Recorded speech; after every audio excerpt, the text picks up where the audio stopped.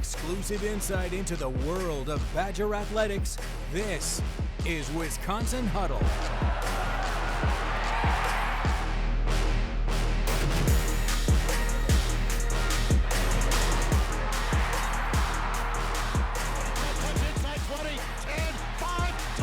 Wisconsin, Trench kick Kahuna. Here's Andrew Banstra.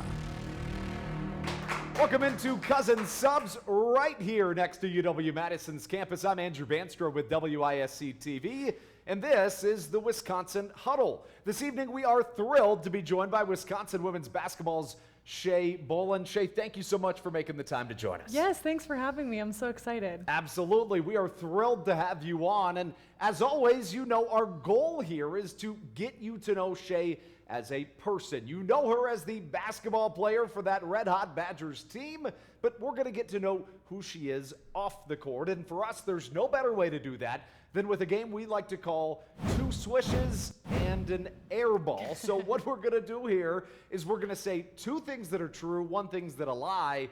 The catch is Shay is going to pretend like all three things are true. You in the live audience and you at home, your job is to see if you can snuff out which one was the lie.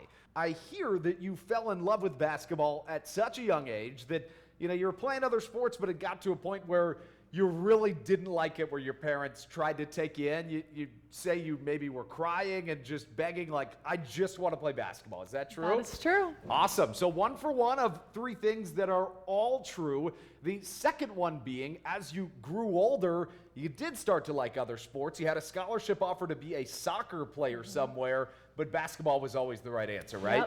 Yep. My parents made me go to the other sports, so I figured I might as well be good at them. My third one being, you're from Massachusetts, and this is pretty cool. In high school, you won a competition among every single female athlete in the state that was a high school basketball player, and you shot 81% at something called Shot for Life, and were officially named the best girls shooter in the state. Yes, that is also true. Clearly, I think that one lines up and makes sense. But we pretended like all three are true, so now this is where you in the live audience and you at home come in. Which one do you think is the lie? We're going to go with 1. Okay, we're hearing 1, that you were crying that you didn't want to play other sports, which I think is incredible.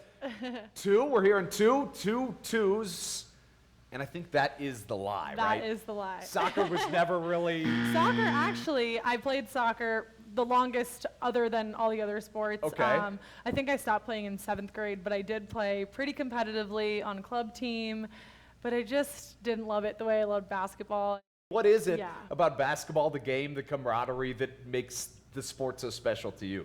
I think it's probably a combination of things. One being, I think it was always a sport that I was best at and came naturally to me, and so I think that just naturally gave it an edge over the other sports, as well as it just being a big part of my family. That was true. Let's talk about the Shot for Life. You were named the best girls shooter in the state, 81%. You shot essentially for, I don't know, maybe 3 hours straight. That's a lot of shooting. It was a long time. Yeah, you just would shoot. I think you started off with threes and then maybe did some free throws.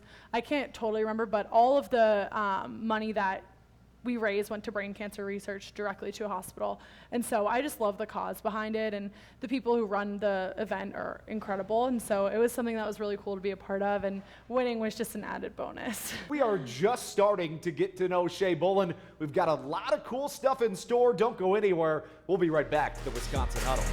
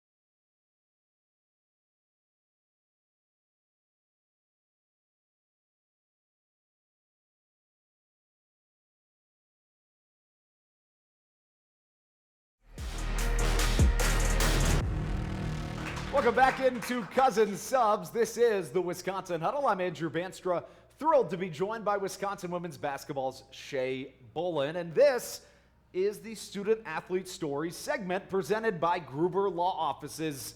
One call, that's all. We're going to start off with a really cool story about kind of your love for basketball and how it was fruitful for you in a lot of ways. Confidence, it sounds, was never an issue for you when you took the court, so much so that when you were in 5th grade, you made a pact with your dad. Can you tell me a little bit more about that? Yes, so my dad coached me at a young age.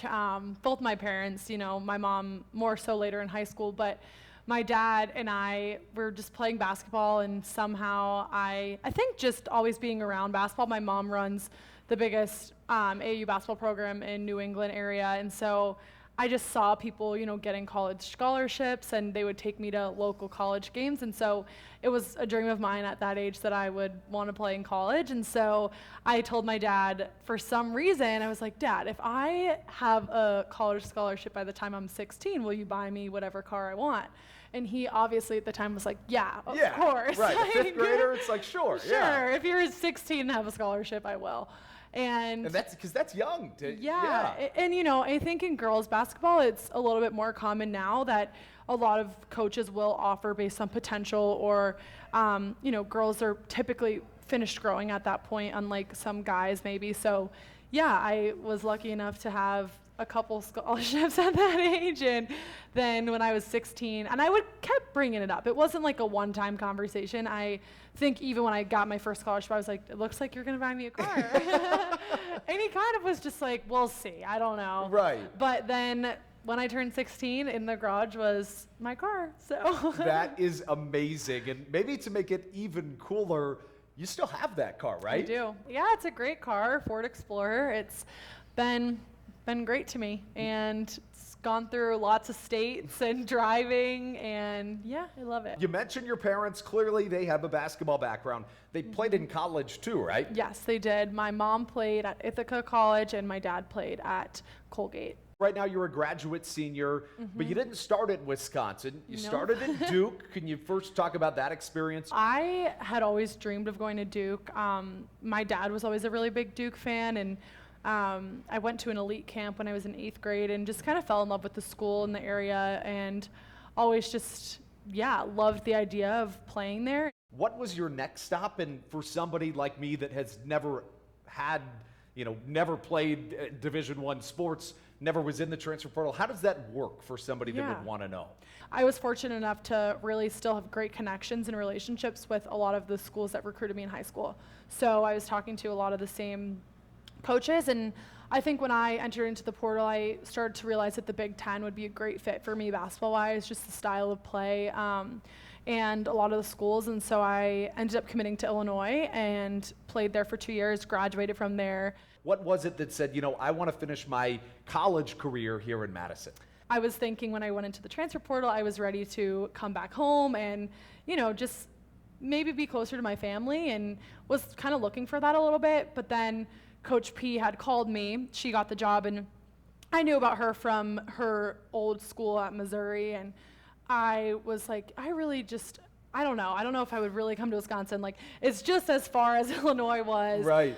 But we just talked on the phone, and from our first phone conversation, I was like, oh no, I have to take this serious. And so I was talking to, a lot of other schools at the time, because even though I did really want to go home, I was still open and talking to pretty much, any school that I thought would be a possibility. And so talked to Coach P a lot, really frequently in this process, and she was just, I could tell from the start of how incredible of a human she is, and still can say that confidently to this day, and ended up coming on a visit and met the rest of the staff, and that was just proved to me even further, wow, these are great people, and I could really see their vision of what they wanted this program and the culture to be.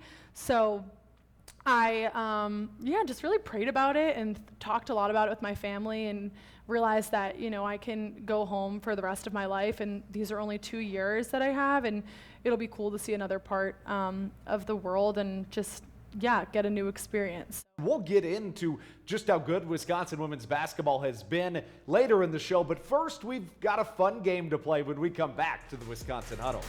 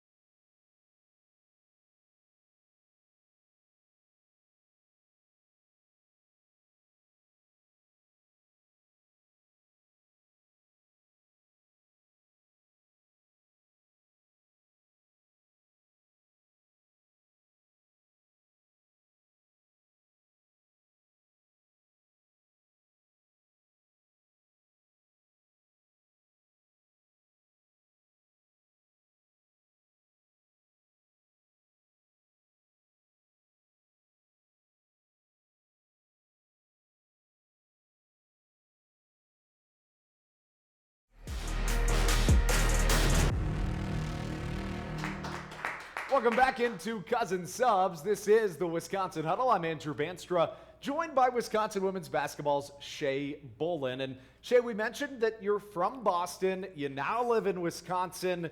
So we came up with a special version of Badger Blind Rank to kind of pit your two homes against each other, see which maybe institutions food-wise you would pick over the other. So you know how blind ranks work. I'm going to tell you 5 things.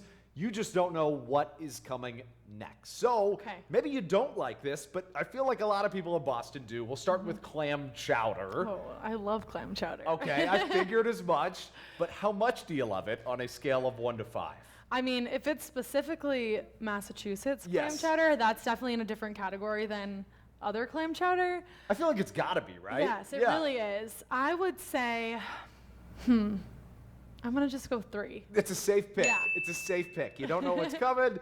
I totally get it. Now, let's switch gears. Kind of, I don't know if it's the equivalent to clam chowder, but it's certainly loved like clam chowder is cheese curds. Where would you put that 1 through 5? And are you a fan? I love cheese curds. They're so good. The first time I actually had them was at Culver's in Illinois. I'd never been to Culver's before, and I was quickly obsessed. They're My so teammates good. would always laugh at me because I would always go to Culver's, but and they're even better here at a real restaurant. They are.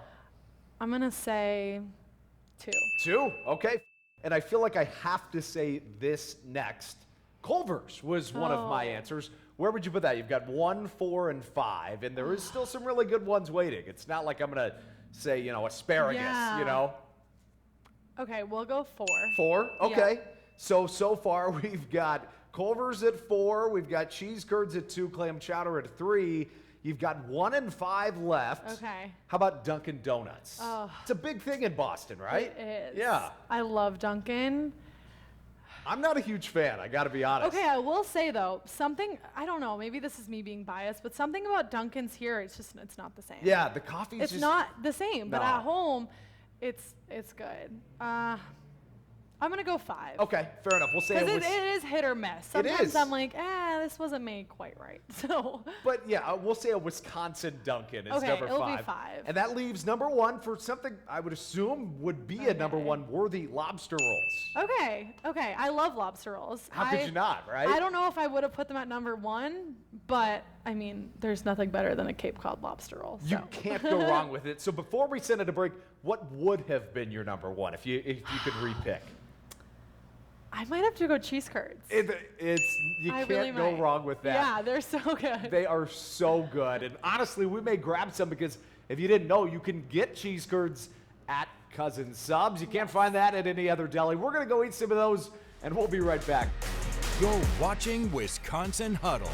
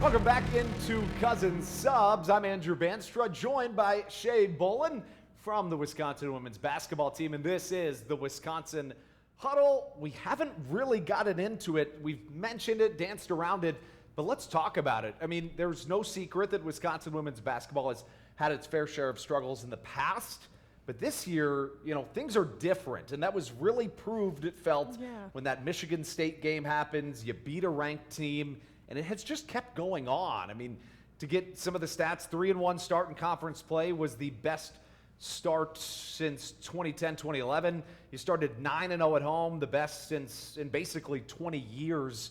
What is it about Coach P, Coach Robin Pinchton, the new head coach for the Badgers, that has made this turnaround happen so fast? The first thing that comes to mind when I think of Coach P and just what's made this happen as quickly as it has is just kind of that foundation that she wanted to set for our team, and she was just so set on her non-negotiables that she was having during the recruiting process with the girls that she was going to bring in, and she made that very clear to us. The first conversation that we had on the phone, she told me that she had 3 non-negotiables for her recruiting process, and the first one was just like that locker room piece and the culture. Are you going to be someone who brings value as a teammate and as a person?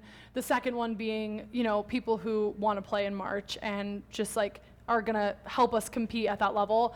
And the third one being just like an uncommon love for basketball and just that work ethic. And, I think that she did a really great job bringing those pieces together, all from different schools and backgrounds, and kind of just pieces that have gelled and fit together really well. And, from the start of the season, our first week, we didn't even touch a basketball. We literally sat upstairs in a conference room and talked, cried, laughed for hours, and we had like a little retreat as a team and just really got to know each other. How unique is that, starting and not touching a basketball for a week? You've been at 3 schools, 3 very high-level programs. How unique is that? Yeah, it's definitely unique. I think that Coach P places a huge emphasis on that human connection and that personal relationship that we have with her. And I truly, I could call her in the middle of the night if I needed anything. She has such a motherly instinct about her, and, we all feel that way about her. I think that we all go to her, we're like, Coach P, we need help with this. When we come back, I'm going to put you to a test when it comes to knowing your teammates that I don't think you've maybe ever had before. We'll do that when we come back to the Wisconsin Huddle.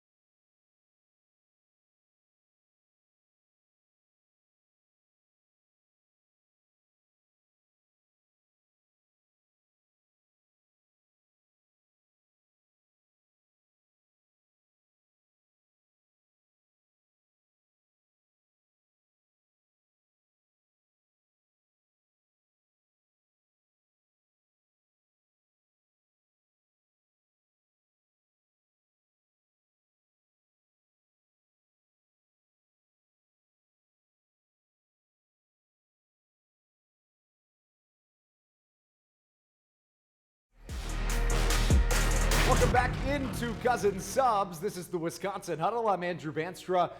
Here for an incredibly exciting game that is always a fan favorite. Shay, we're going to put your teammates to the test, or at least your knowledge of them. We're going to show you 4 Instagram posts, but block out the name, the picture, the everything. You got to tell me which teammate it is based off the caption. Are you ready for that? I am. Hopefully I've seen the post. That would be helpful. Now, I didn't pick the posts, but you can see the dates on them. Okay. And some of them are older than just this year. Oh, okay. It may be tough. So the caption here is Shoota on the loose, hashtag year 2. My hint would be that she had a game earlier this year where she hit like 8 threes. Lily Cron. Absolutely. Absolutely. Well, I was confused because of the year 2. I was like, year 2? What has it been like playing with her? It's awesome. You know, Lily's a great teammate. Like you mentioned, I mean, her shot is just incredible. It's always nice when you pass it to her. You're like, oh, I'll get an assist. Now, this next one, I'm pretty much certain that you're going to know. That would be my hint. I like my uniform the same color as my tan. Do you know who that may have been? That would be me. That would be you. Yes. Okay, so now we'll take a look at the picture. At Illinois. So Still true. you wouldn't want to tan the color of a red uniform. Yeah, but like a little bit red is better than super pale. Like Fair. My spray tans will still always be, yeah. So you're 2 for 2 so far. The goal is to go 4 for 4, but to do that, we've got to hit number 3. Oh. This one, it says, in my bag like ruffles. Oh, Des. Absolutely. So we've got Destiny Howell. I don't know if that was. I never have seen this. I don't know where. Maybe it was an NIL Maybe. deal or something, but really cool. Yeah. She has been fantastic. And you two's leadership, I would imagine, is important on a team that doesn't have as many, people that have been here for a while outside of, you mentioned Lily, you've got Ronnie, but a lot of new faces. Here comes number 4. All the pressure is on. We've got new kid on the block. Hashtag baby badger. Nikki? Absolutely. Okay. You got it. Oh, yeah, she is our baby. How fun has it been, getting to know her? It's great. It's Absolutely. great. Yeah, she's like a little sister to me. From the summer, just, I mentioned previously, I just had the most amazing seniors when I was a freshman, and they just took such great care of me. So I think it's only right that I try to give back and, be that like mom figure for her. And I do her hair before every game. I'm like, when are you going to learn to do this yourself? One day I'm not going to be here. Well, Nikki Kirsten makes you 4 for 4. That was an incredibly good performance. And how good has the performance been for Wisconsin women's basketball this year? Please go watch them. Thank you for watching this. Now, Shay, before we close, what's your favorite way that you've broken down a huddle in the past or this year? I think that I always just like a classic together on 3. Take us in. Okay, together on 3. 1, 2, 3. Together, we will close this show. Thank you so much for watching. We will see you next week.